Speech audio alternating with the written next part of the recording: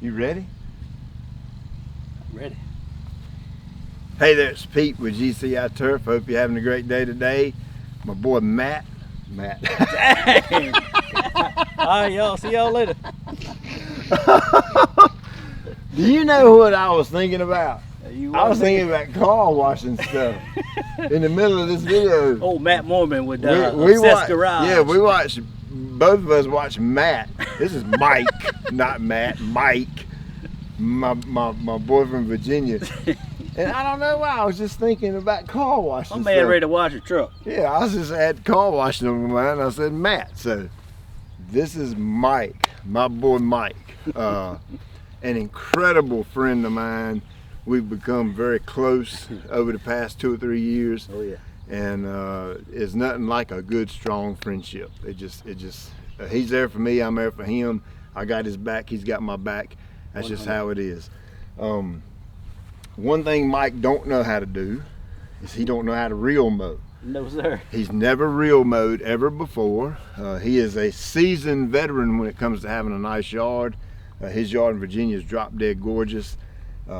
Fescue bluegrass mix, cool blue fescue bluegrass mix, and he come down here and we're gonna teach him how to reel mow. And basically, in a nutshell, reel mowing is no different from any other mowing. Right. You're just using a different mower and you're cutting the grass shorter. That's the only difference, really. Right.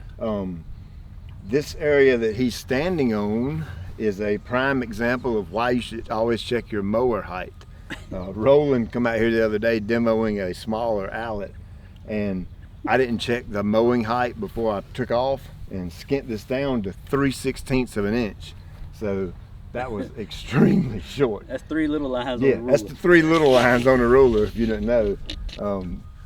It's actually looking way better. I've been spoon feeding it with 505. Yeah, I think it's grown back.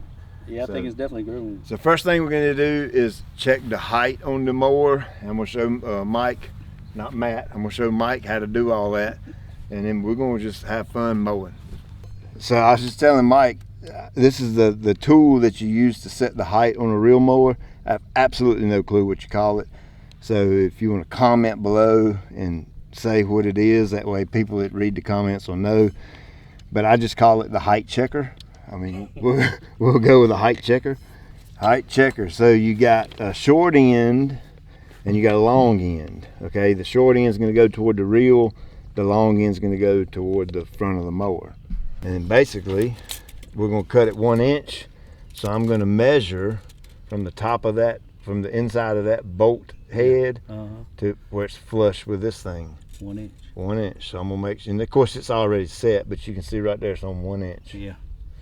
So you can see right there, I've got it set at 1 inch right there, and the measurement goes from the inside of this bolt head to the flat part of my measure stick. What do we call it? A height measure stick? Height stick. Height stick, whatever you want to call it. So right there we go. And I'm sure different mowers, you do it differently, but this one, you basically set it up, you want to turn the gas off, and you lay it back. Just like that. That's pretty simple. Now what I'm going to do is take the bottom of this nut and it's going to rest on the bed knife. That's that big thick chunk up under there. Oh, this here? When you're messing with this, don't stick your finger in there, because I'm telling you it will slice and dice it. Oh, I've already seen what you did. But you can see how that sits right on there, on the lip. Oh yeah, yeah. So this will go back here like that. That sits right down the lip. Now I know, see my gap right here? Yeah. I know this has got to come down. Ah. So this is a 13 millimeter right here, and I'm just going to loosen that up a little bit on both sides. Oh, I see, because it's catching on that. Now it's not touching that back wheel though. Is it supposed to be touching that? Yeah, it is supposed to be touching the back wheel, and it is when I put some pressure on it. Now look, I'm just going to tamp that down. Oh, until you get the pressure. Yep. I see. And see, that's my inch. See how it's from the bottom of the bed knife to the top of that? There's my inch. And then when I get done, I'm going to tighten these down right here. And these you don't have to put the smack down on them. All you want them is good and snug where they won't move. And that side is done. So again, short end's going to go back here. rest right on that bed knife.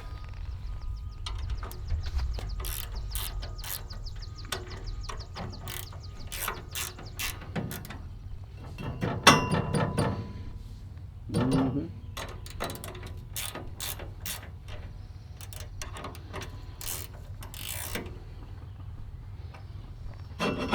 And that's good. And I'll always just kind of stick it back up under and recheck it a little bit. What time's break time, boss? We don't do breaks around here. Oh, well, daggone. No lunch, no breaks, no drinks. You're gonna work today. Come on, brother. This don't sound like no government job to me. Well, by the time you get done mowing, the sun's gonna be over there. You ain't getting it. You ain't never lied. Dang. Yeah, I could. Real mowing's not like super fast mowing, Oh, okay. but you'll get the hang of it. So let me get something. Stay right here. I'll be right back.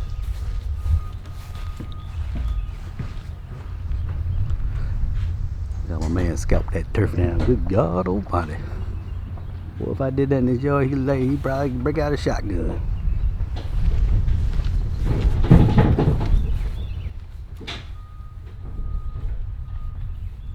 All right, so here are the controls. Of course, you don't need to even worry about that. That's park and brake. Here's your on off. That'd be your on. This back bar is your go.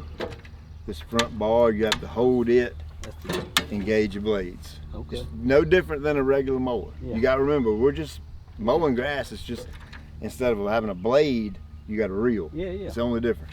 I got you. So whenever you stop the machine, you want to cut that off. Because if you take your hands off, the whole thing cuts off, just like a normal mower, like a safety feature. Yeah. So if you're mowing and you want to stop but leave the engine running, disengage the mower and it'll keep running, just like anything else. Gotcha. When I turn around down at the road, I go all the way out in the road and turn around, get lined up and come back. And the same thing against the bed, but when you turn around, if you tear something up, there's only 100,000 people that's seeing it. 131 now. Oh yeah. So when you turn around, I'm just gonna push down on the mower to pick that part up. Yeah. And then I'll just feather it a little bit and just feather it. And then as you're feathering it, it'll turn right around. Look at that. Yeah. It'll turn right around. All right. So it doesn't take much getting used to. The biggest thing with a real mower is the stripes are incredibly hard. Yeah, You're getting ready to see that. So they got to be straight. So when you get down to the end and you turn around, you need to make sure you're straightened out before you take off, because if you don't, you're going to have those little curves And at the you end. gonna see it. No, I'm not going to see it. They're going to see it. Well, we all gonna see Yeah, it. we all going to see it. So That drone's really gonna see yeah, it. the drone will really show up. So straight lines. I'm gonna mess it up. And then other than that, and I keep the reel running when I turn around and all that. And then when you get ready to mow, you drop it down and keep So I going. noticed we're doing a single double.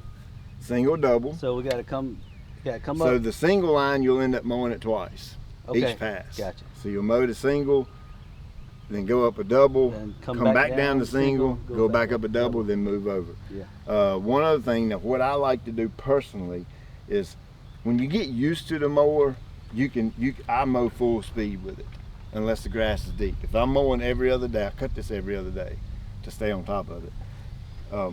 I mow full speed, so it doesn't take it long.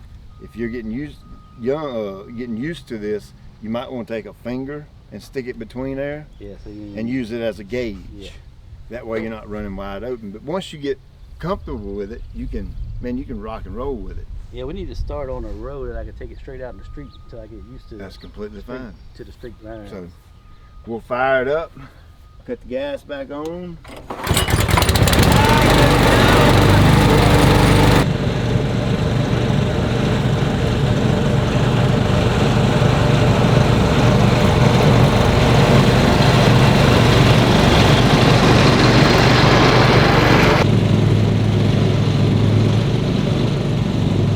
Like a doggone professional already. Don't let that boy fool you.